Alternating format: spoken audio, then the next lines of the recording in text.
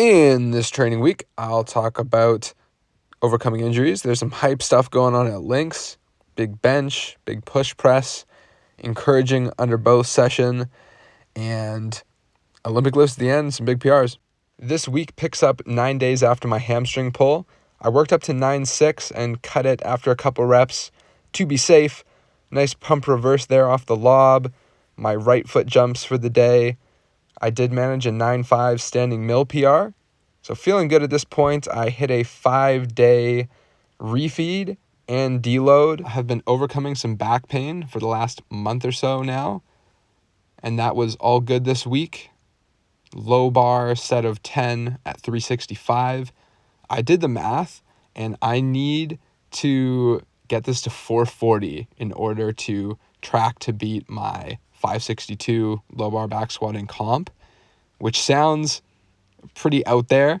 I was looking at this thumbnail of a video I posted, so 5 for 5 on 8.7 for my 1 Fit East Bay, and now my 1 Fit East Bay is 5 for 5 on 9.6. But I was thinking back and I was like, I don't know if I would have bet on this guy. That seems kind of unrealistic. There's some light sprints on this Monday coming up in a sec. This was about 4 hours and 5 minutes of training. I'm trying to keep all my training under 4 hours. But anyways, on Tuesday, I felt the slightest Achilles tendonitis. So on Wednesday, I had to shut down the jump session just because I'm on high alert for staying healthy at this point.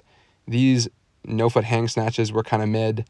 No foot clean, not the best either. Something I've been reflecting on this week is that if I really get injured and can't perform, that's going to affect the marketing of Lynx quite a bit. So I guess the only option is getting my athletes performing really, really, really well. Speaking of that, Jason, 315 hang clean, so cool to see. 205 was his starting max. We've been working together for 13 or 14 months, I believe. Also, Max here made a video summarizing 3 months of the training we did together. I'm going to put that in the description. Awesome video. On Thursday, I did 25 reps on the calf raise and then 15 seconds ISO on each leg. And then I realized there's 10 more reps after you do the ISOs. They're there. 110 for a double off the blocks. That's a solid performance. I really believe the key to me snatching 130 is doubling 110 consistently on some variations. 151 for 3 is a PR on strapped front squat. This is encouraging. Moved pretty well. I weighed in at 197 at the end of this week. So, yeah, the refeed seemed to carry me into being stronger, even though the body weight keeps going down. 3x12 on the leg extension. Like I talked about with that back pain, I'm just being super cautious on the deadlifts.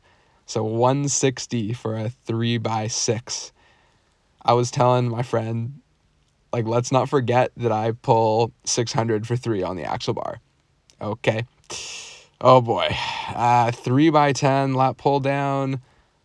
I hit 142.5 on the 5x2 of bench, a couple sets at 140. This week, I made the switch to potatoes in the morning. Kind of random, but the satiety of potatoes is supposed to be super duper high, and it is. They feel great. Also, I used to eat mangoes mid-workout, and I still have a couple of them. I really do like them, but I'm going to switch to bread now just because it feels better to eat a whole solid food, and the mangoes kind of burn out quickly. So 305 on bench. This is a solid performance. My best is 315 for 3. So at this body weight, that is a really good performance. Okay, the foam roller bench, I went to 2 wood blocks there, progressing that. 255 for push press double. I feel like I'm out of the poverty push press zone. Maybe when I hit 2 reds, which would be 265.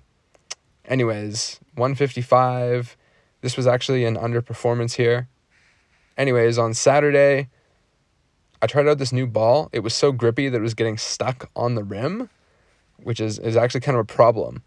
But 9-1, 5 for 8 is a really good performance for under both. I have always believed that this was possible on 10 this summer, but now there's some actual evidence that it might be, you know what I'm saying? So the goal in this block is to progress this to 9-6, better than 5 for 10. My Achilles was fine.